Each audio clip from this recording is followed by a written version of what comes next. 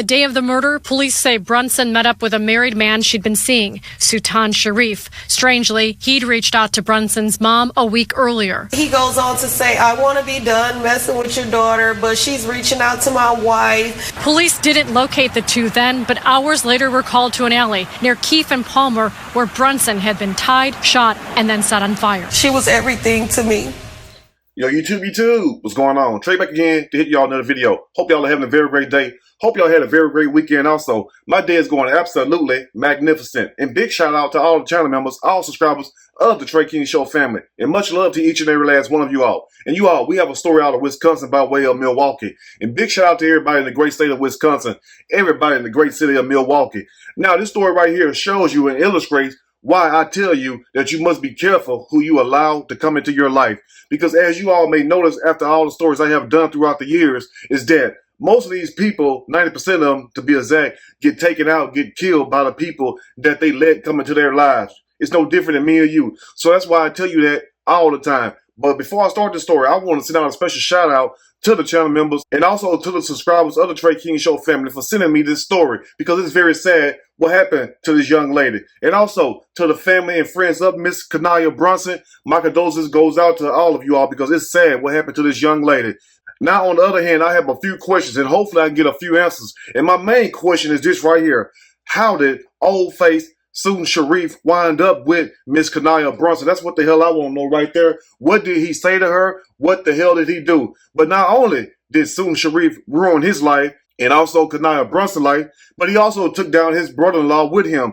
Now, his brother-in-law is a damn fool, if you ask me, because number one, how you going to sit up here and help a guy dispose of a body when he cheated on your sister? So you're going to help the man go dispose of somebody that you killed because you're mad at the person for basically telling your wife that you were cheating on her? I mean, usually when somebody try to hurt somebody or threaten somebody or even kill them, they would try to kill them before they expose the truth. They wouldn't wait till after the person exposed the truth and then come back and kill them. Now, all this could have been easily avoided. And that's why I tell you all is that you must make the right choices in life. You must align yourself with the right people. And most of all, and no, I'm not throwing shame on nobody, because my heart goes out to the young lady who lost her life. But at the same time, leave married people alone. Leave married folks alone, men and women. How in the hell can Sultan Sharif's wife lie to the police and tell the police that her husband... Police interviewed a number of people, including Sharif's wife, who claimed he'd been with her the night of the murder, which the complaint says was debunked through video evidence. And they think that they're going to be out here and live their normal life after they, helped with this. Was with her the night leading up to Miss Kanaya Brunson getting murdered. So the wife going to sit up there and lie to the police and tell the police that her husband was with her when they have video surveillance showing that the husband was somewhere else. But they go to show you how crazy people can be. But anyway, we'll break the rest down. I'll read a snippet from this story. I'm going to read a quick snippet from this story, and I am going to give my opinion. All of it. Surely, as we go, 2 men charged with killing Milwaukee woman, setting her body on fire. Talking about overkill. That's just too damn much. And also, when I get to this point about like, who's the friend? Who was the so-called friend that seen Sharif on top of Miss Kanaya Brunson before she was ultimately shot and also set on fire? Because whoever you is, you need the hell slapped out of you, because you probably could have prevented a lot of this mess from happening. Now, I don't want you to put your life in danger, but when I get to this point, you all gonna be like, damn, somebody should have done something. Anyway, now 2 men are being charged in the killing of a 20-year-old Milwaukee woman and burning her body. Sultan Sharif, 50 years old, looking every bit. I don't give a damn about her, nobody. Yes, I got an old face, and yes, I also look like Peaky in the brain, even though I'm the black version of it. 71 in the face, and also his brother-in-law, yes, John Hopgood. Ain't nothing good about John. Anyway, I don't know how old John is. They didn't say John's name, but he looked the same age as Sharif. A stupid brother-in-law. You have to be a very stupid person to sit up here and help a man dispose of a body when that man is cheating on your damn sister. That's a crying damn shame. So hopefully they all get what they deserve in the end. Anyway, now both of them are facing multiple charges in the killing of Miss Kanaya Brunson. Now they also say, now here's the tricky part right here where I have questions at. It also says someone discovered Brunson's remains on September 24th near Keefe Avenue and also Palmer Street. And for all my people who's from the Wisconsin area, you know exactly what it said. But it goes on down, it says that a friend of Sharif called 911 after he says he saw after he saw Sharif on top of the victim, which had to be Kanaya Brunson, in Sharif's car, and that the female stated that he cut my throat. So let me ask you all this. Have you ever heard or seen somebody talk with their throat cut or whatnot? I mean, in the friend, did she have her throat cut? Because it did not state that in the news. It only stated that she was shot and set on fire. So was her throat cut also? And also, why didn't you do a damn thing? You feel what I'm saying? Why didn't you try to track down Sharif or whatnot? Because they said he called 911, and a few hours later, that's when Kanaya Brunson's body was found on Keefe Street and also Palmer Avenue or whatnot. But why didn't the so-called friend follow Sharif or whatnot? That's what I want to know right there. And how long was Kanaya Brunson at that residence? Because it seems to me this woman could have been saved if people would have did the right thing and stood up on her behalf, even though what she did was wrong with messing with a married man. But guess what? That does not warrant a person getting killed. So you have to be very clear on YouTube. So let me say that once again. I don't condone somebody cheating with married folks or even somebody in a relationship, but more so being married because you take a vow under God or whatnot. But at the same time, even if they do, that does not give them justification to be killed or whatnot. And if you feel that way, I am very sorry. But back to this friend, how you sit up here and you see Sharif on top of Miss Kanaya Brunson, and Kanaya Brunson seen you there, as you say, and told you that her throat was cut and please get her some help. So why, soon as you not seeing what was going on, why didn't you immediately jump in?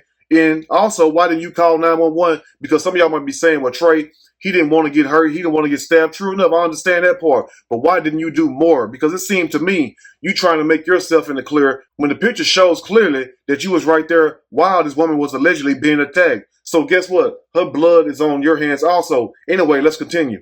Now, according to the criminal complaint, Brunson spent that morning with Sharif. But let's rewind about a week before then. Now, from Kanaya Brunson's mom's mouth, she said that Sharif contacted her and told her that I want to be done messing with your daughter, but she's reaching out to my wife, says the mom, Jennifer Meadows. And you got some damn nerve sitting up here calling somebody mom after you messing with their damn child, even though she is grown, but she's 20 years old and you are 51 years old, even though you look 71 in the face. But you got some nerve up here and call somebody after you do what the hell you want to do. And that's how people would do you. Once they get what they want from you, no matter who you are, how good you think you look, or how good you think your sex game is or whatnot, once a person get what they want from you and their intentions are not good, guess what they're going to do? They're going to throw you to the wayside, just like in the case of this story right here. So it's clear to me that Sharif got what he wanted and he was done with Kanaya, but it also seemed that Kanaya was kind of being persistent about this whole thing, because if the man want to be done with you, that's what he told, her mom or whatnot.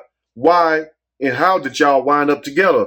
I mean, was you still reaching out to her, or was she still reaching out to him? I think it was really him reaching out to her, because it sounded like to me that he was really trying to do this girl some damn damage, because he was already mad that she exposed him to his wife and whatnot. But at the same time, how can your wife sit up here and lie to the police for you, knowing inside of her heart what the hell you done? So it's clear to me that he did not love you, so why protect him? And not only that, but he also got your brother involved. I'm talking to his wife right now. I don't know if they still married. It don't even matter. But the point is, he also got your dumbass brother involved in this whole situation. So it's clear to me that soon Sharif don't give a damn about nobody but himself. Anyway, let's close up before I get in trouble. They say Hopgood joined Sharif later, and they dispose of Brunson's body, lighting the remains on fire. It goes to show you what people really think about you. Now, Sharif is charged with first-degree intentional homicide and mutilating a corpse. Hopgood is charged with mutilating a corpse and harboring and abating a felon. But my thing is this right here. If y'all saw Sharif bond at $500,000, and then for Johnny Hopgood it's $50,000, why didn't Johnny Hopgood get a $500,000 bond also? Because clearly he is aiding and abetting in somebody covering up a damn murder. So it's a crying shame that you have one person, which he shouldn't even have a bond. But I understand they're going to give a bond to people anyway. But why isn't the brother John Hopgood bond the same as student Sharif?